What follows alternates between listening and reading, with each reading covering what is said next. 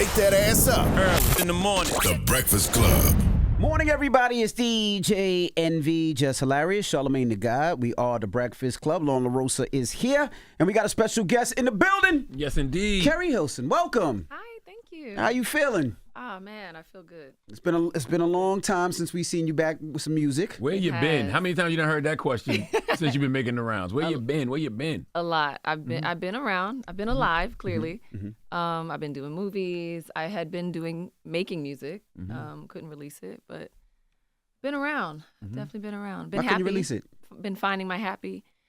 Contractual issues, you know. So is that all over that now? freedom, that's all over. I'm free. I belong to myself. Okay. Oh, so independent. Yeah. Oh, wow. Okay. Yeah. Was that your choice? Yeah. I'm Why? not because I'm not the same girl I was at 20 when I signed that contract. However old I was, it was around that early 20s. Like I'm not that person anymore, and now I deserve a lot more say in my career and the decisions I make and the songs that I'm cutting and releasing, and you know, you deserve that control. You've kind of outgrown things, so People would think that, you know, as an artist, you're able to do what you want to do musically. But you're basically saying that's not necessarily true. It was not the case for me. I was signed to a label and a sub-label that had its own heads. You know what I mean? So, yeah, I released songs that I didn't really love. I had to record songs I didn't love. So even though I was known like as a songwriter, I was a new artist. So there are things that you got to play the politics game. And to me, that doesn't really go with art, being political. So. Yeah, I wonder why wouldn't they trust you, especially because of your pen? Right. I mean, I think to a certain degree, but again, it was just politics sometimes over my feelings, the statements I want to make, the artist I see myself as. It was just like, no, but we have to have a song by this producer because I've had this side conversation with that producer. Promise them a song on your album, basically. Wow. And no matter how the session turned out, we got to put this out. Right. So it's like, you know, things like that can happen. And no, I didn't have to say because I wasn't distributing. I wasn't, you know what I mean, on that end of things. When you think about Keri Hilson, like you were everywhere in the late 2000s writing, you were your own artist, and then you took a step back. Was that intentional, or was it the industry bullshit kind of made you feel like, you know what, I don't want to be involved? Or did they push you out a little bit? Like, what was it? Of the industry? No, it was definitely very intentional. I was actually going through quite a bit personally. I was really, really depressed. And at the height of my second album, One Night Stand was out, Pretty Girl Rock was out. These are huge, you know, Knock You Down was still even in rotation, you know what I mean? Like things were really, really good, but I was really, really low, really, really bad. But it was personal for the most part. And some professional woes, again, not having a say in decisions that are being made that I have to stand for and represent and do that with whatever level of grace I could have for those decisions being made for me. And just kind of you don't always agree with who you do business with. Right. Absolutely. And so, but yeah, it was my choice for sure. You weren't blackballed? No. Okay. No. And how'd you get out of that funk? Because you were in a depression. How did you get out of that depression? Was it more writing? Was it family? Was it time? All of it. All of that. And vacations and philanthropy and all the things. Exercising and like journaling, writing, you know, privately and for others. Spiritual retreats. So you went on a healing journey. Yeah. I went on what I call Eat, Pray, Love. Absolutely. Yeah. So there were times where I would just say yes to shows that were in places that I wanted to visit. You know what I mean? Like, yeah, like otherwise I'm not performing. Like, I want to go there. Yeah. Say yeah. So it's just that. So with the album, We Need to Talk, you have this digital series. And we had this conversation, so it's like, yes, whatever. But so you have this digital series called We Need to Talk as well. And it's like a you to you conversation. It's Keri Hilson or Keri Lynn talking to Keri Hilson. Yeah. And you got very me versus me. You versus you. You got very in depth about a bunch of different things, relationship, you know, just coming back and doing this whole thing again, the press runs and all that different stuff. And now you've been out, you've been talking to some press. is it what you expected it to be? Do you feel like people are like, because it kind of seemed like you thought people were going to be out to get you and you wanted to protect yourself from that coming back into it? I still think that. Okay. You know? Why? She's very like skeptical. Because the in this landscape first- has changed I'm just so much. cautious. It's changed It a lot. has, right? Because it wasn't this salacious. It wasn't quite this like You are correct. ugly or nasty or like, you know, driven by negativity. It just wasn't that when I was last here sitting in this chair. So yeah, I'm freaking And that scared. says a lot because it was bad 15 years It was ago. bad already. Yeah, yeah, exactly, yeah. exactly. And now it's just worse. So yes, that fear is real. That is a dialogue that I have with myself daily. It's literally a prayer at night. It's just like and the struggle really is how authentic and truthful can I be when I don't feel safe? Right. Ooh. Like when that is not intact, when your safety is not there, just like in a relationship, you're not your most vulnerable when you don't feel safe. Like, no, you're not going to open up. You're not going to have these innermost feelings be expressed. But I it's part of what we do, so I have to find that even in the environment. So, yes, that's How have the last couple of days been for you? Has it been triggering? not Like yet. having to I think that recount- doesn't really happen until the clickbait begins. Okay. So as these interviews are rolling out and you see how things could get twisted and how people misunderstand what you're saying or how the commenters will choose the most negative perception to have about what you stated. You know what I mean? That's the scary part. Do you It's miss not the I love, love though? the people. Do you miss the love? Because I've seen you, what last year we were in Newark, Michael B. Jordan's thing, and the love was amazing. I've seen you another time overseas in one of the Caribbean islands. You were performing, Yeah. I was DJing, and the love was there. Yeah. Do you miss that part of it? Do you only focus on the negativity and forget about that part? No. I think it's just different with how people treat interviews and then how people treat your craft. That remained the same because that was literally all I was doing. I wasn't doing interviews. So couldn't miss the love because I was still performing. And even when I went to movies and things like that, like it's been all love. I just know stepping back into music is that's the only difference is the interviews and the clickbait and it's just talking. I just be like, all right, how many ways can this be taken? Prepare for it. Get ready because people are committed to misunderstanding Of course. who you are, and it becomes now a character attack. And that's kind of difficult when you do feel as though you're a good person and you do right by people and you have integrity and you move in a certain, way. The sad thing about it is, we reward negativity. Yeah. And Yeah. like me and Charlamagne had this conversation all the time. Somebody can get on, social media right now and talk about your outfit, right? And be nasty as hell. They get 1 million views, but he gets paid off of that, or she gets paid off of that. So what does it do? They'll do it again, and they'll do it again, Reinforcement, yeah. and they'll do it again, and it's positive, and they get paid for it. So you got to understand that and take it with a grain of salt. Facts. You should do the R&B Money podcast. And the reason I say that Oh, with that would Tank be and Jay so good Valentine for you. Yeah. Yes. is because you made me think about something. It's like, well, damn, is there a safe space for artists? And it's like, yo, when you see artists who start their own platforms, they probably understand. They understand how They you feel. overstand. So they've That's created real. that safe space for you. They have, and I've done it. I've actually good. done the R&B one. okay. We did it. Was that last year or It was year? a minute ago. I think it was last year. I said it was a minute ago because I Yeah. watched it in preparation for Okay. your Yeah, I think it was around the time when we went on tour. Yeah, so it was mid last year. So when you talk about the depression and you talk about the spiritual journey, the spiritual healing, what did that chapter of your life teach you about purpose? It taught me how dangerous it is to step away from your purpose, Ooh. to step out of your purpose and away from your gifts. But it also taught me, on the flip side of that sometimes you have to do what is necessary to re-engage with your purpose in a better way. And so both of those things happened for me. Learning that it was necessary to pick it back up, but it was also necessary to, be boundaried and not have it by any means at any cost, but to protect myself in certain ways. So, yeah, I learned a lot about purpose. Yeah. You have a song on the project We Need to Talk called Weigh Me Down. And then I hear you talk about purpose and just stepping back into things. And I know there's different things that can weigh a person down, but were you ever worried that the weight that made you want to step away and take some time would make you forget or, just lose the passion for the purpose? Yes, I was concerned with that, and it did happen. I lost passion for quite a while. It was really difficult to create at times.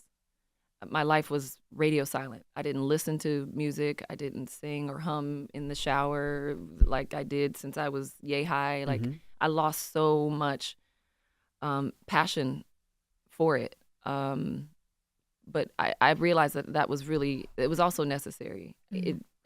Talk about a clean slate. That's what, me stepping away created the cleanest slate possible. And that's why it's so scary, because I'm so freaking peaceful.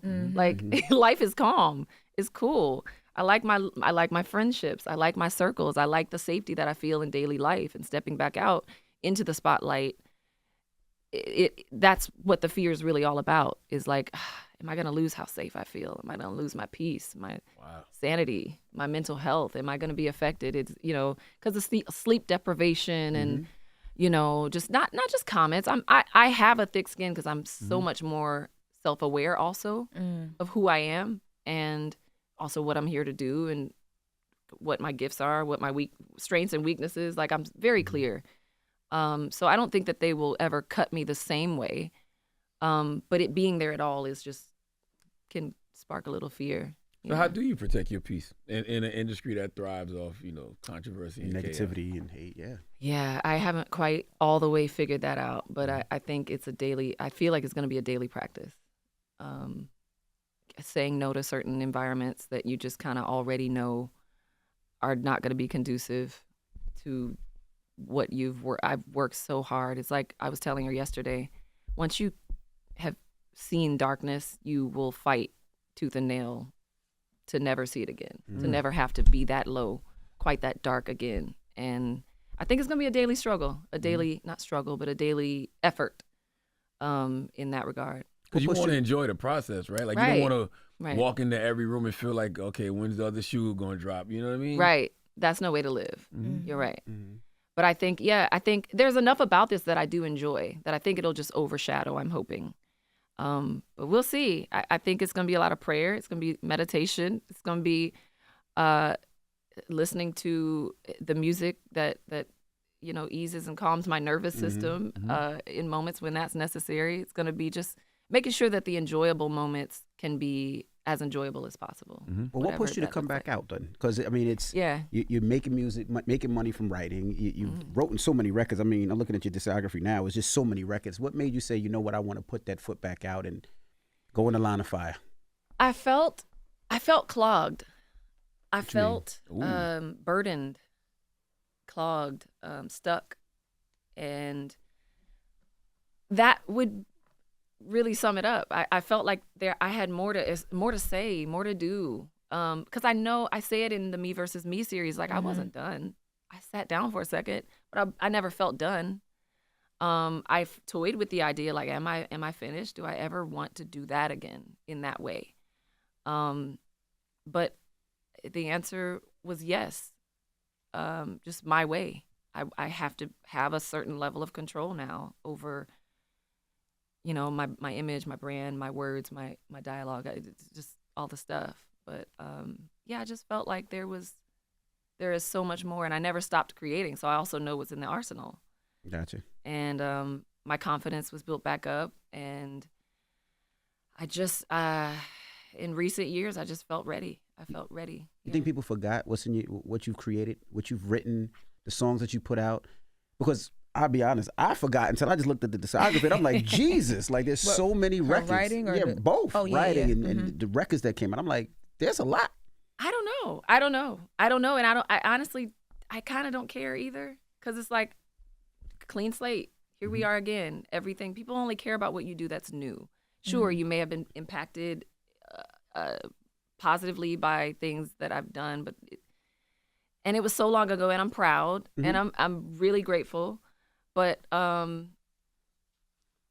don't know that matters as much to me. I don't look back a lot. I'm really focused on what we're, what I'm venturing to do again.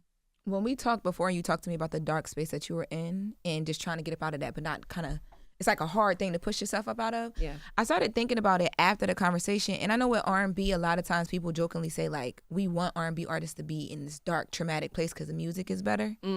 Yes. When you hear people say stuff like that, and you done got over so much and you're in this peaceful space, like, are you like, no, y'all relax, because I need to sell some music. Like, how do you feel about that?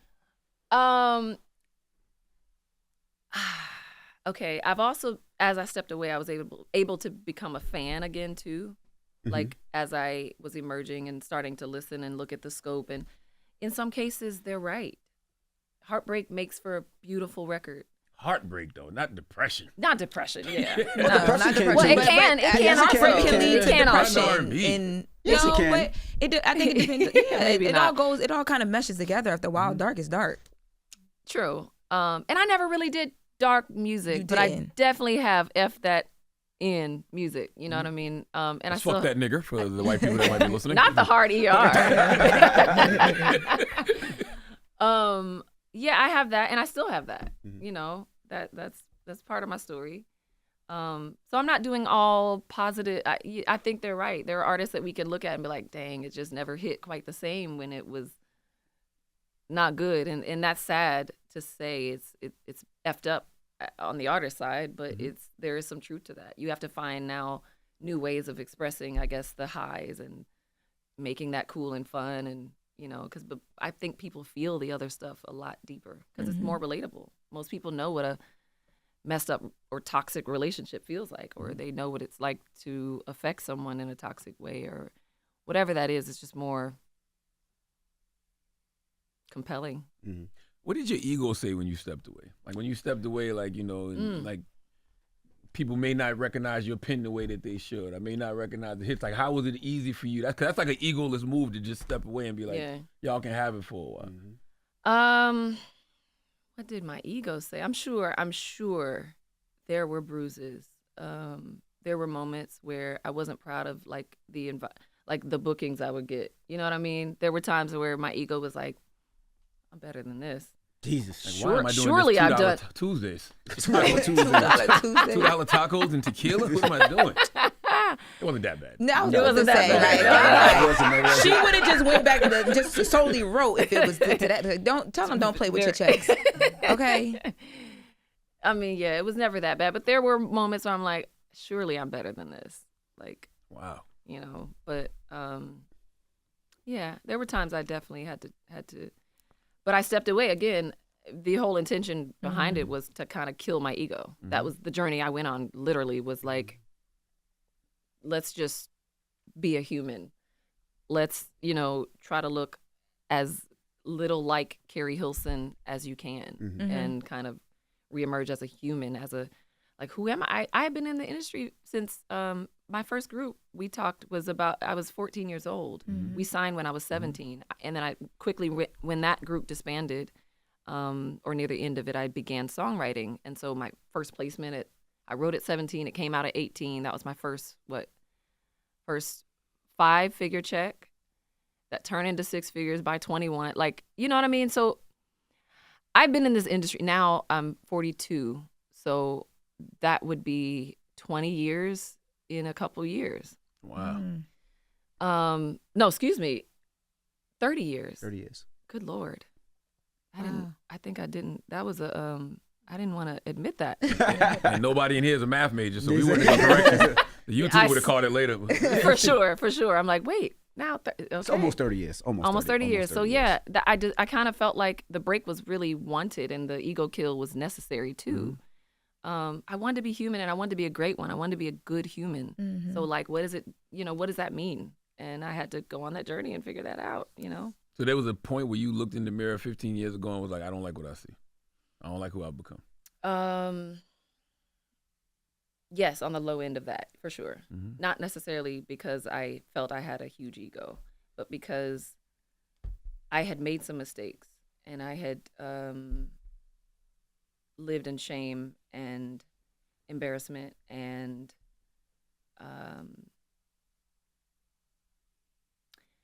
then too, I was going through heartbreak, so that was all kind of coupled together. So yeah, I didn't like who I saw because I knew that I was a higher vibrating person than those things. Nope.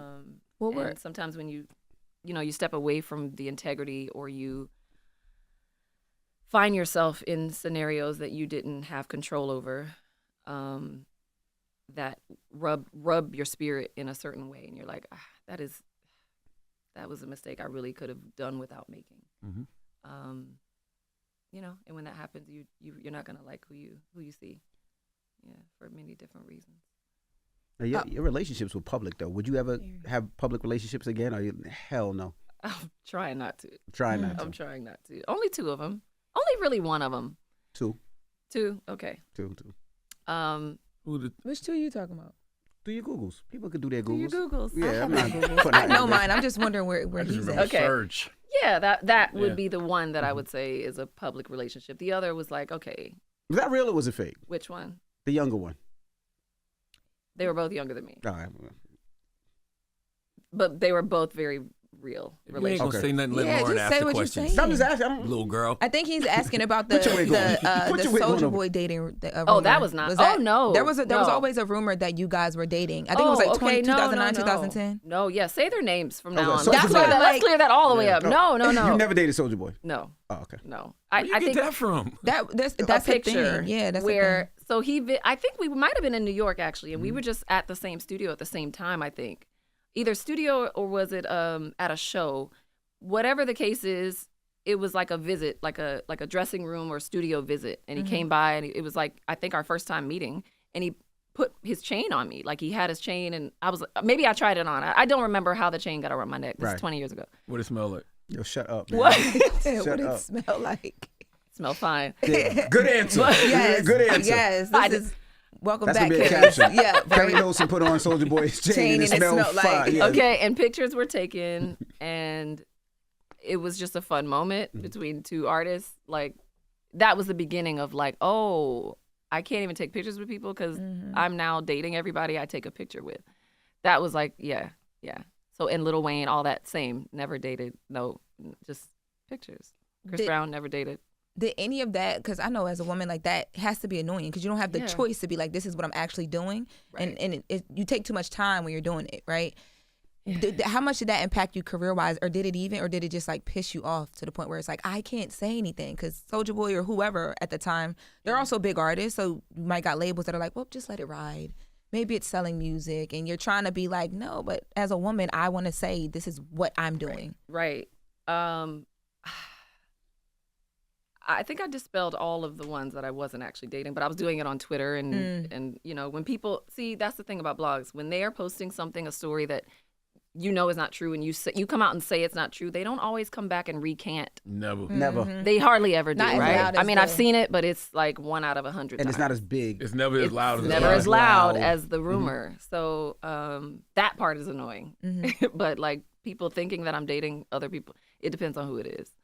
That I guess determines how annoyed I would be. But yeah. You said you was getting over a heartbreak. Was that one of the reasons that you had to take a Yes. step back? Yes. Wow. I was in a relationship for 11 years, And that was Surge. which is a long time. That was not Surge, no. Oh, that wasn't Surge. Mm-mm. It was before Surge. Okay. Yeah, right before Surge. Oh, so Surge was a rebound. No, it wasn't a rebound. It was years in between.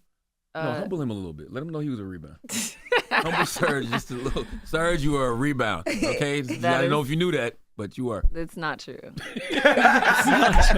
And he gonna look straight to camera too, like he was doing something for you. Straight to camera is crazy.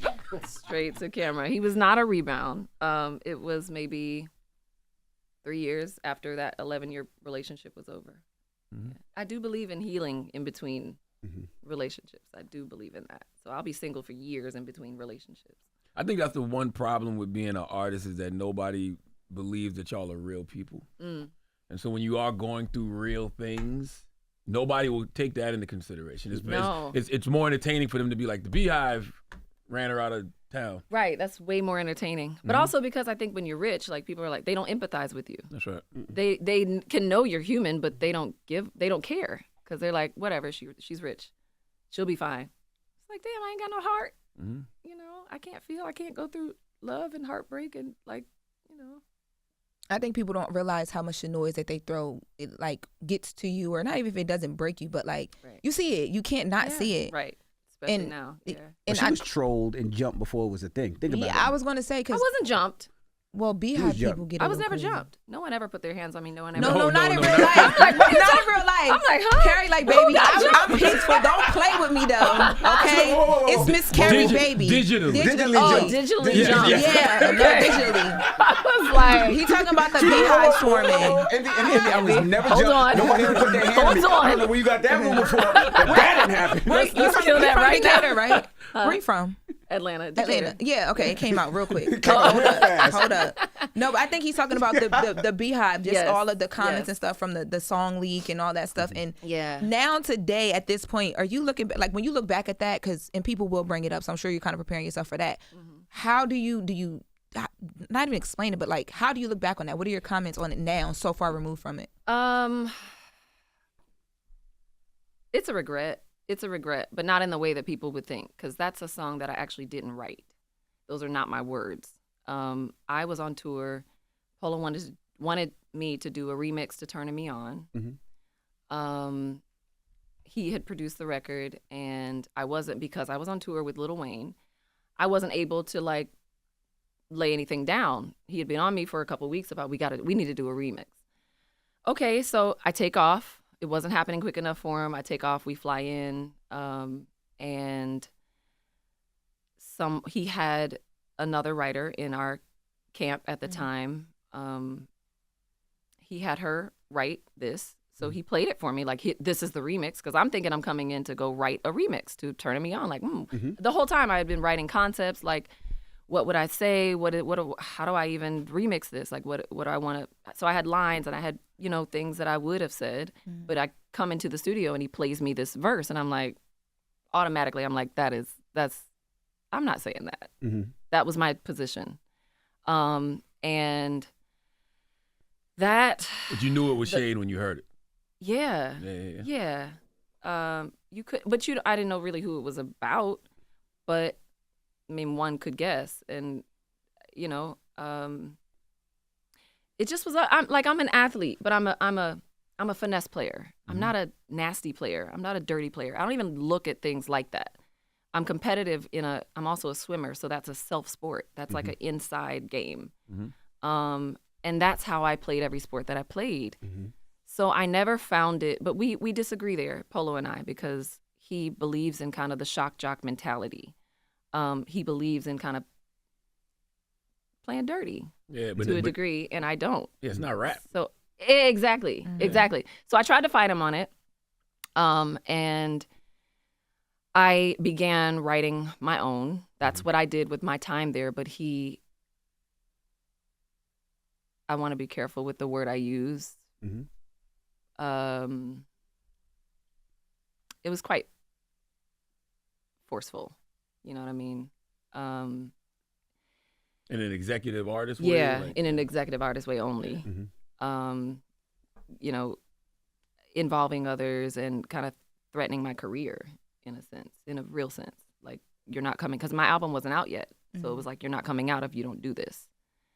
And the mistake that I made was not continuing to fight. But I was in tears. I was crying. I was adamant that I did not want to do that. And for people that don't know, you were signed to Polo. I was signed to Polo and Timbaland. Correct. Yep, in a joint venture at Interscope Records. Yep. And I was young. I was super young. I felt I had no power. I felt I had no choice. But I did record my version, which had nothing like that in it. It was on subject. The song is about men. And I think days after? He remembers more because he was there. Wow. He remembers more. Was it days after when it leaked? It leaked like days after I did it, but he promised me that wouldn't happen, so it leaked. And that was that. And I protected him. I protected the girl that wrote it, who went on to become famous. I protected everyone in the story, so I had to eat that. And I am still eating it to this day, because I'm getting asked about that however many years, 16, 17 years later. It's like I've worn the scarlet letter, really. Have you ever? I'm sorry, but when you answer it once, like It's give done. people an actual answer, I think that makes it go. They can't ask Yeah. again. I was gonna say I think this is the You first wanna time see? I've heard this like I have story. before, but yeah, Oh, okay. maybe you guys a beautiful platform, Yeah. a big one, and maybe hopefully this is the last time I need to talk about that. But that is definitely a regret of not fighting even stronger. But again, when your career is on the line and they make it that be the way that you perceive the situation, not perceive, but it was pretty clear. But when you're that young, you're just kind of like, fuck. Maybe they know better than me. Right. I have like, to, yeah. Yeah, maybe. Well, I never felt like they were right. But because my authenticity said the entire time, this can't be the only way to become, like, I was already doing well. Yeah. And in my eyes, although it gained the popularity and the recognition, the song, okay, we had a lot of spins, but from that moment on, I was like, this ain't even my path anymore. Now I gotta ride out. What did Timbaland say? I think he just went because they were partners. I think he just went along, but I don't remember that we involved him or that he was involved at all because he hadn't produced that record. But I wonder now. I would love to ask him, like, what did you think about that? What I do know is he went on to work with B and J, So did Polo and tour with him, and so did Polo. And I'm sitting there like, wow. But again, I was trying to keep peace, and also not wanting to put my career. They were still my bosses. I didn't want to put my career further into detriment. So I just didn't want to step in the shit anymore, though. So I didn't want to hold no magazine with her on I just froze. I just was like shook. So whenever anybody brought it up, probably the last time we were here, like, please don't bring up Beyonce. It was probably that kind of environment because I was shook. I was scared. I was not of her. Like, I love her. I think she's incredible. She's one of the greatest artists of all time. And I'm a fan, like, have always been. That's never been in question for me. But now it's a name I can't say. It's a magazine I can't hold. It's a conversation I don't want to have publicly just because I don't want to piss anybody off. I don't want to make things even more weird than they already were. I just wanted it to go away. I wanted it to go away. I wanted it off the scarlet letter, you know what I mean? I wanted to clean myself up and just have the career that I wanted to have, but I didn't know how to do that. I didn't know cleaning it up would mean that. It just felt like a messier situation. I think people understand the industry now. So they understand, like, producers or executives telling you, yo, this person, or say this about this person, or, stir up some controversy. I think they can understand that. And they can understand 15 years ago you was a younger artist in a completely different space, how you could be pushed to do something like that. I think so. Now. Yeah, now I think we can. Now a little they bit could. better. Back then, Yeah. I think it was, people probably felt a different way. And Yeah. And if you believed, you knew I was a writer. If you believed that those were my words, then there's no backing out of that, but they're not my words. why did you protect? And they weren't just about the verse wasn't just about a Beyonce. I No. remember it was a to the left line in there, but he was shooting at women in general. But like, I think it was because, he and that's said, what, like, you can sing, Women, she I can, guess, in the industry. you can dance, Yeah. she can sing. Like, you was it was the naming- move to the left that I think, it was a couple other things, but it was the move to the left that I think people kind of parallel. But, and that's why I'm wondering, like, at what point did you realize, like, oh, like, here's the, like, yes, it's all these women, but, like, this is how this is going to be taken, and, like, I'm in the middle of this now. When it happened is when it leaked, and when I guess we must have seen comments or think pieces and emojis. headlines, and it was like all of a sudden all the good headlines just went to that, and they're forever there. I think I just realized it as other people, like, okay. But as I was singing, I was like, is this? Because the whole time it was begrudgingly that I went through with his request, but it was like a promise, like, you can write your own if you sing this, and then it leaked. So it was all part of the plan. Wow. So I wasted my time even working on my own verse because that was what he wanted to happen. What did your team say when the backlash happened? Did they just step away and say, you on your own now? Or did they That's support? what it felt like. That's what the fuck it felt like. That everyone went on to normalcy and I'm the only one left. Like, that's what it felt like. I'm being crucified. I'm being murdered. And I would say Keri, the human, was looking at Keri Hilson, the artist, like, you deserve that shit. You should have fought harder. You know, I understood it. I got it. Give yourself grace, though. Absolutely. Well, it's tough to do because I that's something that I held on to. Not again. Girl, every time we together. It's Yeah, okay. I got please. you, sis. But Just Lauren, her wig smells like onions. First of all, thank you for making whatever me laugh. makes you laugh. Thank Yes, you, go ahead. thank you. Mhm. That was I She felt didn't say that. it wasn't true though, but go ahead. Y'all are crazy. But that is what if. Oh, give myself grace. Yeah. I do now. I do. I have forgiven myself. But that's what it goes back to the shame that I felt for so long. I'd be ashamed to walk in places or look like myself at times for that reason. Because I'm not a hater. Mm-hmm. I'm really not. Like to the point where I never even read chart positions. I never even like cared about how many sales I have or how much. Like I'm not that girl because I'm not driven by what others are doing or the competition that I feel has nothing to do with what anyone else is doing. I've never felt like shooting anyone else down for their greatness made me greater. I'm not that naive. I'm not that immature. So I just always felt like what I do is what I do, and I feel like I do it damn well. But it has no bearing on what they do. So I just felt like that was such an ungraceful mistake to make or to be forced to do. And to not stand up for myself. That was the shame that I wore, was like, I should have fought harder. Should have fought harder. I should have fought harder. I should never have done it. I should never have recorded that. I should have outed them well before now. I should have, you know what I mean? And I still am protecting the writer because I feel like she might have been doing what she was told to do. I hope that. Now, I want people to really hold on to what you just said, though, because it wasn't, the Beehive getting at you. It was what you chose to do. Because I feel like if you had wrote that on your own and put that out and got that same backlash, you probably could have handled it better. But it was Can you elaborate? What do you mean? The fact that it wasn't you that wanted to even say that. Like you let somebody else make a decision for you. Yeah. You know what I mean? Yeah. And I think we all have those moments in life where you're like, absolutely. Dang, man, I wouldn't have gotten it in that fight, or I wouldn't have got arrested if I didn't even get convinced to go, or if I didn't, wasn't for, whatever, where you're just like, I could have, I knew it. You never want to compromise yourself for a position because it makes you feel it makes you feel like, okay, I know I got faith in a higher power, but I clearly wasn't paying attention to God in that moment. And I know I got faith in myself, but I clearly wasn't paying attention to me. So why did I compromise myself? Why did I make these people feel like I'm not going to make it if I don't do what they want me to do? How could I allow them that level of power? Right. Like, you ain't God. You weren't even here at the beginning of my climb. You know what I mean? I would have kept climbing with just in someone else's hands. And that's why my trust is so, like, low. You know what I mean? Because I'm like, man, I've been effed and abandoned, so to speak, So yeah, that you always pay. When you go against your intuition, you always pay for it. You always pay for it. You always pay for it.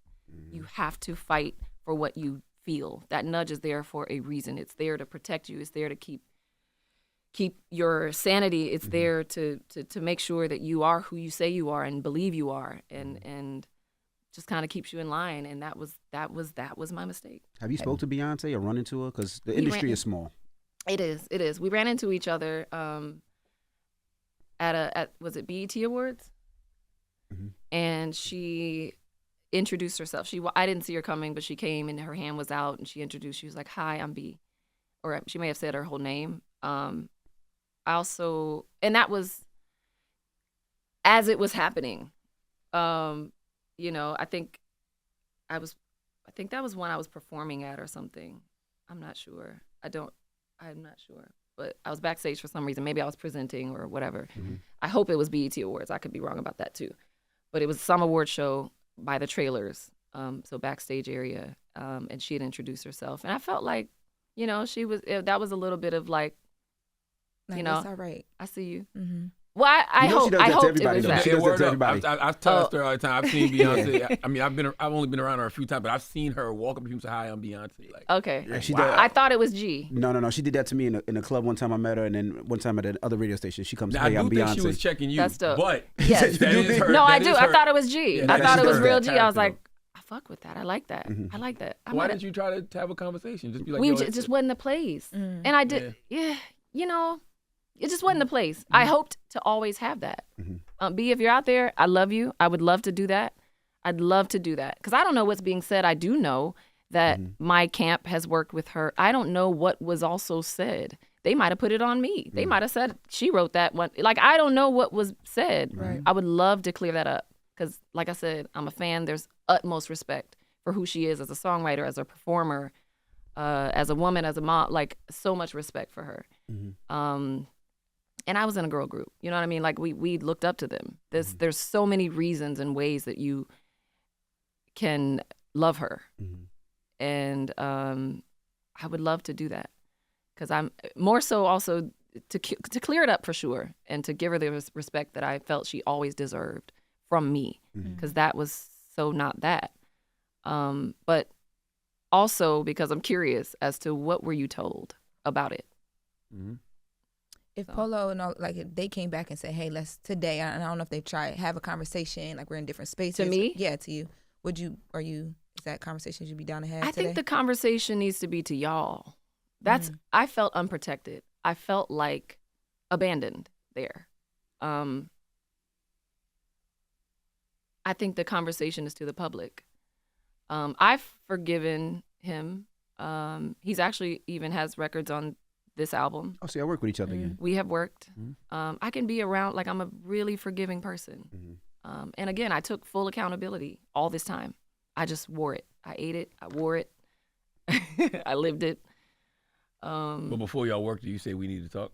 No, we were talking the entire time. Like, I'm not a spiteful individual. I don't harbor ill. I have said many times how I felt. You know what I mean? The whole while. He, to this day, he just, the definition of gaslighting.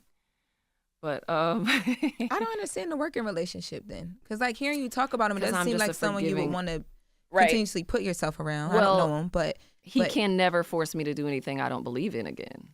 That's what I know about me. So I can be around someone and know that I'm in control of me now. You know what I mean? You'll never make the same exact mistake twice. I will never let that man coerce me to do anything ever again. So it's just that. It's just that. Like, I can be, and we're cool. Like, it's just, it is what it is. But I will keep him at a certain distance in certain decisions. How's he gonna feel when he hears you say that? He's a great producer. He ain't gonna like it. Yeah. He's not gonna like it. But, like, It's your truth. It is my truth. And it's more important for me to be honest and truthful and authentic now. And if that lifts part of the burden for fans and for myself, then I guess today it had to be said, Now, with all the records that you've written, what is your favorite? I can't. Who's your favorite child? It's a tough one. I don't have one. They're all my favorites. Yeah, it's like that. It's like that.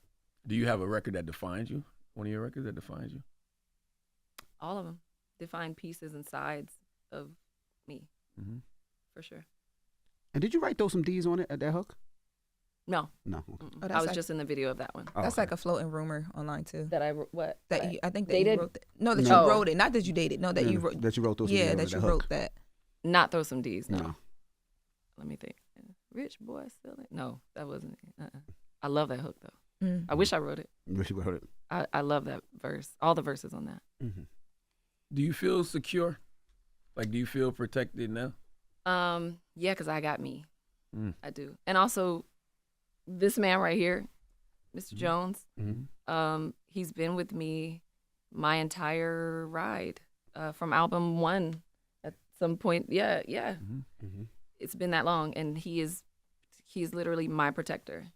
I've never seen an artist manager dynamic quite like this, where I know no matter, even if you were trying to get me to do something that is against my better judgment, it ain't even gonna get past him. It's not even gonna get to me. Because he saw all that. He saw me pay for everything. He saw me, he was with me. You know what I mean? I'm sure he felt even as a manager, he probably felt some of the same feelings I felt about his own career, which is a thing I'm just realizing, like, yeah, he probably had some embarrassment, shame, but we went through it all together, and here we are, still here. Was it really? I mean, I know personally you had things going on, but was the industry shit really that bad? Like, was the Beehive and all of those, was that real? Like, when they were coming at you, was that had anything to do with you taking the step back that you took? Yeah, that was the other side of it. So it was a heartbreak in that. Yeah. That's what I was saying in the beginning of our interview. Yes, it was that. It was like me wearing the mistakes. But it wasn't necessarily, okay, no CDs were ever thrown at me. That would have been a totally different story because it would have gone very differently. What you mean CDs thrown at you? Yeah, that was a rumor they said that they threw Beyonce CDs at me on the street or something, wherever they said that happened. That had never happened. But it was online. Twice I seen the Georgia come out of you. That's twice. Right? I just really? want to say that. The one that jumped in, they would never throw those CDs. But go ahead. It's funny because I didn't even realize my disposition changed at all. But thank you. It was online. It was like what did you call it? Online jumping? Jumping, yeah. trolling, Online jumping. trolling. Yeah, Yes, it was like no jumping matter what I posted, the response was bees. No matter what I said, no matter what the caption was, no matter how beautiful I looked, no matter why I'm on this carpet, no matter what, it was like bzz, just everywhere, online. And interviews as well. Like it was like I couldn't do anything on my own without her name being mentioned. Which, yeah, I couldn't live it down. I just felt like I could. Everywhere I went, they're like, so Keri, I'm like, fuck, I can't. And I would just freeze. I would just freeze. That's natural. I just would freeze. And I'm like, I don't want to step in it. I don't want to say anything wrong. I don't want to say anything else wrong. Like, I don't want to step in it. So I'm just going to be quiet. And eventually it came to, I don't even want to show up anymore. I don't even want to go anywhere. I don't want to do anything. I just don't want to do this anymore. Wow. And was there industry backlash? Like, did people start fronting on you because they wanted to be in her good graces? Probably. It's fair to suggest that. Probably some of the people that I had been working with took that position, but I wouldn't know. But I would say it's likely. It's fucked up if the people who took that position were people who actually encouraged you to do it.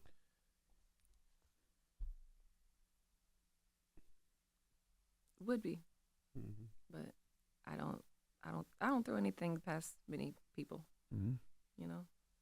People are people. Now, the only person you should be protecting now is you. That's and right. your Right, peace. right. That's all it. I know. You don't owe nothing to nobody. Right, that part, and that's how I feel. The only thing I owe anybody is me, and to have the fresh start that I've been fighting for now. Well, that's what I owe myself. Well, let's get into a joint off the album. Let's get back to the music. Okay. What do you want to hear off the album? I think all we can play is Bay. We can play You can play whatever you want. Oh, do y'all have it all? Y'all have it all? Is that what you're Just right saying? there. He can send me a record. He can send me a I was like, record. are you He's saying right they there. sent y'all a teaser? He can No, send she me the like, record. I don't do well Let with me see. leaks, Oh, so y'all what have the happened? list though. Grateful, naked, what do you want to hear? searching, something about you, Yeah, what do you want to hear? Scream, whatever, weigh me down, say Huh. that.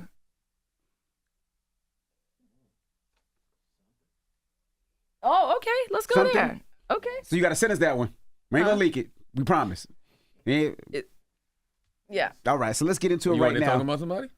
You on there talking about No. somebody? Oh, I'm just No. So Here you go. All right, you well, wish. let's No. say that. Okay.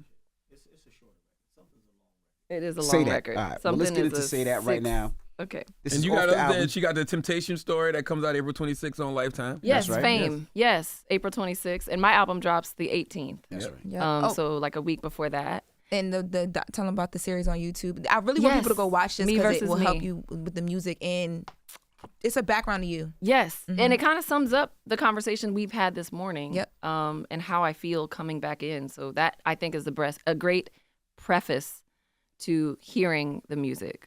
So yes, it's on YouTube, on Keri Hilson's YouTube page. That's me. I hate when I appear to talk in third person. But on my YouTube page at Keri Hilson, you'll see a series called Me Versus Me. 6 episodes. It's quick. They're quick. They're shorts. And the album is actually released in 3 parts. That's what I thought you were going to say. But it's released in 3 parts. So I've been gone so long. I was like, I owe people more than just one EP or one album. So I'm releasing basically three series of work, 3 bodies of work inside of one album. Oh, I thought you was getting your Michael Jackson Illmatic on with the 9 songs. No. Okay. Yeah, so you'll see them grayed out as they're there, but it's all one album. all called We Need to Talk. And right now you're getting the love portion. So we're starting there. I'm telling a story. So what's It's after really, the love really portion? neat the way I decided to do this. What's after the love portion? Drama, After drama? redemption. Ooh, Okay. So you feel like there's unfinished business in music for you, basically. I do. All right. I do. All right, well, let's get it on right now. I This like is that, Say though. That. I'm happy for Like you. that. Yeah, because I just like that you got it mapped out. You know That's how right. you want to reintroduce yourself to this Love it. new generation. Thank you. That's dope. It feels like you're getting through all of the things that you probably had to take. You might have had to take a step away to better understand what was happening, to better articulate how you felt in it. Yes. Feels like that. Yeah. You're really wise. Oh, girl, thank you. You're really wise. She asked me, she had me crying yesterday, asking You good, gotta put some context to that. thought-provoking questions. Oh, okay. Yeah, good crying. Crying isn't bad, No, but no. you made me feel, which Yeah. is not that normal to have to think that deeply. So I appreciate when I get to. So, and thank y'all, because it's the same here. And it's good context because, you never know what people are really going through or how Yes. these things we hear in the media really are impacting somebody Right. That's right. personally. Right. And even at a subconscious level, because that's what it was for me. I don't think it was completely all conscious, but you inherit what people say about you when you see it that often. Good, bad, and ugly. The good is just as damaging as seeing the ugly things about yourself. Right. So, yeah, subconsciously you inherit what the belief outside, you can inherit what outside beliefs are into yourself, and that becomes unhealthy no matter which way it goes, good or bad. I know you said We Need to Talk, which is the album. You talking to fans also about things that they deserve to get answers to. Yes. I think as a fan, after we talked today and after we talked on the other show that I do, I was like, wow. Like, I wish I had kind of had a glimpse into all of this as it was happening. It probably would have made people react differently to what happened and not, I don't know, I can't describe it, but it was such a good insight. So I'm glad you're doing this. I think people are going to be like, oh, dang, okay. I hope so. It's a little bit of a person in there. Yeah, Yeah. I hope so, because I became so guarded after what had happened that I always felt like no one knows who I am, and I can't show them because I was too fearful and too afraid of. But I just knew that I was like completely misunderstood, completely misrepresented, just completely. Like, this does not represent who I am in the least. So I always wanted for people to understand and see who I am, but I was too afraid to pull the veil, and also too afraid, like I said, of feeling like I had to protect people. So I remained guarded, and they didn't like the mask. They didn't like the mask. And what's crazy is Beyonce wouldn't want any of this. I don't think so. I don't think she would want you to have to go through. Yeah, I don't think so either. I take her to be a lot more gracious than that. I mean, even that introduction alone, I feel like I would agree. I hope you A dope full circle moment would be for you and her to collaborate on something. Like you write something for her or you write something together. Yeah, That would be dope. that would be dope. That would be dope. Let's put that in atmosphere. Let's put that. Yeah, let's manifest that. Well, thank you for joining us, and thank you for coming, because I know that had to be difficult the first time because I seen it in your face like you didn't know what to expect. When And I walked seen you in- look at him, especially the short guy over there, like, Me and Keri always been good. I know. we feel good. Yes. People don't be You like are scary though. See? Me? Yes, because you're such a wild card. You're like a landmine. I don't do cocaine anymore. He never did cocaine. Don't play I was like that. like, Because people what? believe that. Stop it, man. Stop it, man. What People you don't believe that, What's man. funny was in my head, I was like, oh. That would explain I was it. like, Now we can give him some grace. Right, He's I'm not like, just oh. slow. It was the drugs. You had Let me live my an life. issue. Yeah. You had a problem. Oh, my goodness. This is know. Keri Hilson. It's The Breakfast Club. Good morning. Wake that ass up. In the morning. The Breakfast Club.